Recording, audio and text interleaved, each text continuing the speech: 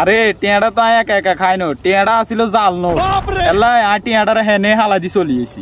কিরে তুই কেন বুঝলি টিয়াটা দিন জাল নোট আসিল? আরে তুই কি কোন সময় দেখছিস 100 টাকার নোটের একের পরে 3টা শূন্য থাকতে? আরে বেটা আমি বুঝি এতে বল এই টিয়া যদি আমি দোয়ানদারে নি দি তাইলে দোয়ানদারে জাল নোট দেই পরে দিয়ে আরে ফিডার উপরে রাখবো।